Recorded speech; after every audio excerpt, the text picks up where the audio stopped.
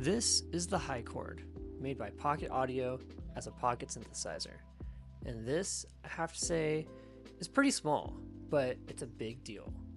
This is a small synthesizer. You can easily fit it in the palm of your hand, and it's designed for you to play chords. There's a lot of great features in this. There's no wrong notes that you can play with it. You can use the joystick on the left-hand side to trigger in between major, minor sevenths, or major sevenths. It has a built-in speaker so you can play and record wherever you go. You can change the key easily, and there's an arpeggiator built into the synthesizer as well. With all these things, you might be thinking, man, this is going to be a steal. Such a great deal on a synthesizer that you can take with you anywhere you go. However, I do think there are a few drawbacks, but the positives often outweigh them. Hey everyone, it's me, lo-fi musician and producer, Blue Sirens, and this is where I hang on the internet and I talk about anything related to music. It can be anime, it can be comic books, it can be gear. Whatever it is, you can find it here. And today, I want to talk to you about the pocket synthesizer HiChord from Pocket Audio. But before we dive in deeper into my thoughts, don't forget to like, comment, and subscribe. So, this came across my radar, honestly, a while ago. I saw it when it was on the Kickstarter, and I thought, man, this is such a cool little thing to do. It's so small, it's so compact. I can easily take it anywhere with me, and my friends convinced me not to do it, which was honestly just, at that time in my life, was not in this position to put up $200 for it. So I wish I could have, but I couldn't. But now it's available for you to buy at $320, which is a bit more expensive, but instead of having a plastic encasing, it has an aluminum encasing. And the aluminum encasing, from what I've seen from other reviews, is definitely worth the upgrade. But the price is what still gets to me. More on that later. But for what you can do with it, this is going to be a pretty dope synthesizer, because like I said, there's no wrong notes. There's all the notes that you can use in the scale, and each one can trigger a chord for you. So you can easily just jump up and down doing different chords and play different things that are going to be easy for you to work into a new song. And do it anywhere you want. On the subway, there's a built-in speaker, there's a headphone jack for you to put headphones into if you want to as well. Like, we're getting closer and closer to putting everything in a smaller and smaller pocket audio, but we're doing such a good job that it's like, what are we going to need to do except carry around something that is like this big? Like, I can literally fit it in the palm of my hand. So we're really moving forward when it comes to technology, and I do like the synths that just come as a default style on this one. Now, the thing that I feel like is a drawback that I haven't seen anybody address, and I can't clearly tell how it's going to work from the website, I haven't really been able to see if I can play digital synthesizers with this keyboard. Now, I've seen that does have a USB-C port. It does say that that supports MIDI out, so in theory, that should allow me to be able to play a note on it, and it would trigger the sounds inside my DAW. However, I haven't been able to see anybody do that in action, so I don't know. Most of the people I see that play it are using the synthwave synthesizers that come with it by default, which honestly sound great, and it would be a really cool opportunity to play those and then sample them into a lo-fi song or to another genre. It kind of could be very Tame Impala kind of like vibes, but that's a really cool opportunity nonetheless. I think it would still be cool to be able to use my own digital pianos and plugins that I have with it, but maybe in the future, in firmware updates, that's possible. But just the fact that there's a USB-C on this, I mean, it's a small and compact port, so it makes sense to have it on the small and compact synthesizer, but USB-C goes a long way because that's the same cable I just use for my computer. So I can take one cable with me, plug it into anything. Most phones now are USB-C, so you can plug it directly into your phone or to a tablet. They're truly making this the go-to synthesizer for travel. Because yeah, I could bring an entire keyboard with me and it may be 2 octaves for individual notes, but it's not gonna fit in the palm of my hand. And if I'm traveling light, or if I'm just going on a short trip and I want something in case inspiration strikes, the HiChord is really the answer. Now, one thing I also have to highlight for HiChord that I wish we could do more with, and I haven't seen it. Again, I've watched a couple of videos, and maybe this is a feature that's out there, but I haven't seen it, is I wish we could do individual notes more with this. Obviously, with a name like HiChord, you're probably thinking, well, we're just focusing on chords. And it's great for that. Don't get me wrong.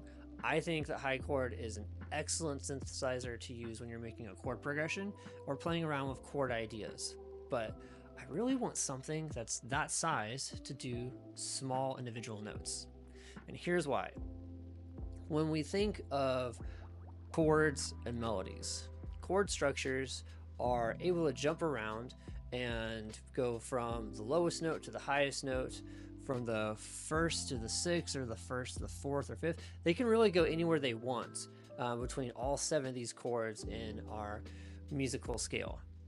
But when it comes to our melody, we want to have gradual changes. We want our melody to flow up or down. We don't want really sharp jumps, because sometimes it really sounds off to our ear. It sounds kind of weird.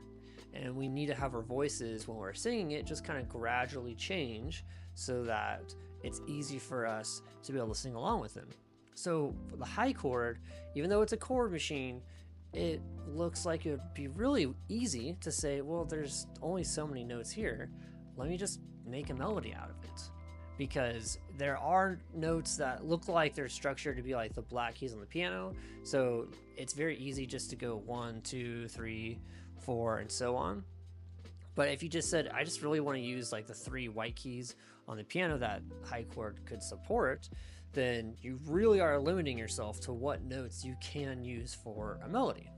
And honestly, one of my favorite jokes is that trap music only really needs the keys C through E, because they're just steadily building up, and then a drop happens. So HiChord would be great for that if it was just the individual notes, because that's all they need, and it'd be fun to see that on stage and kind of have like that build up happen on such a small little keyboard. But for me, as a lo-fi musician, I think that would actually be limiting but supportive, because I could take those little individual notes and say, okay, we're just gonna slowly go up or slowly go down, or we're limiting ourselves to where we can't make these high jumps from, you know, C to A or C to B all the way on the other end of the scale, because our keyboard's so small. Now, I get the smaller notes that would be considered the black keys on this. Those are going to be able to be turned into C, D, E, and F, G respectively. So you still have all those notes available for it, but it's a smaller machine. So I think mentally you still would think about restricting yourself and thinking about doing things in a little bit of a different format, because you don't have it all laid out like in the white keys if you are playing in the key of C. So just the structure of it, I think, would be a really interesting way to shift your mindset for making melodies. Definitely shifts your mindset for making chords, which is what it can do great, especially with the feature of being able to instantly change those chords from a major minor, or a minor 7th or a major 7th, just with a little joystick. So there are some really good benefits, I think, with HiChord. And the biggest drawbacks for me, honestly, is I can't play those individual notes. I don't know if I'm going to be able to support some of my digital pianos or synthesizers with it in my plugins. It does say there is MIDI out capabilities, but I just haven't seen anybody use it this way. And on top of that, if I don't know those things, it's the price. Like a $200 one, I've seen reviews of the $200 one, and I'm like, okay, this is fairly reasonable, especially for a Kickstarter price, because most things on Kickstarter, they're probably about 20% more expensive than what they actually are, because at the end of the day, they have to pay fees to Kickstarter, and they also need to take some money for themselves to, you know, feed themselves and their families. So $200, realistically, I think this would have been maybe like $129, $149 retail. And that's a solid price for me. Like if I could pick up the plastic one for $100 or $129, sold. Which maybe I could find one out there around that price. But the aluminum one that we have right now that you can buy brand new, $320, it seems a bit out of hand for me. Like the design looks very nice. I've seen videos where people say the feel is very nice. So I definitely understand the need for a higher price point, but I would think maybe because it's going direct to consumers, it's not going through Kickstarter this time around. Maybe they're trying to recoup some of the losses they had from Kickstarter just because of all the fees, but maybe $249, $299. I don't know. $329 just seems a lot, and I get like aluminum is expensive, and there are new things inside of it. I'm sure there's better internals and better speakers, and the USB-C port on the newer one. So maybe there is some justification for the $329 one that I haven't really thought about too much, but honestly, that just seems like quite a bit. But for what it does, I think it does great, and it's probably one of the best ones out there because it's really small. The keys look really great and playable. All the videos I've seen of people doing tutorials, from LJ to just random people that have bought it, look great.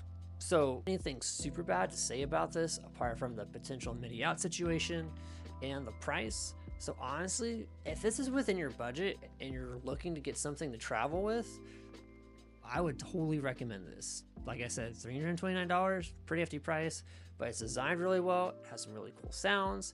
It's got headphone jacks so you can plug right into it. You can record through it. You can plug into your computer and record directly into your computer. So it's a pretty solid option for people that are trying to travel, or if you're trying to make a portable setup of a tablet, a MIDI keyboard, and some headphones. This is honestly what I would recommend. It's super small. You can put it in a backpack or your pocket and be able to just go straight to the airport or travel around, go for a hike in the woods, and take barely anything with you. So this is definitely something I would like to one day add to my small, compact MIDI controller collection. But I'd like to know what you guys think. Do you think the HiChord is a great pocket synthesizer? Have you thought about getting one? Do you personally have one already? Let me know if you like it, if you don't like it, or just what your general thoughts are about the HiChord pocket synthesizer from Pocket Audio. Let me know what your thoughts are about it below, and don't forget to like, comment, and subscribe. Peace.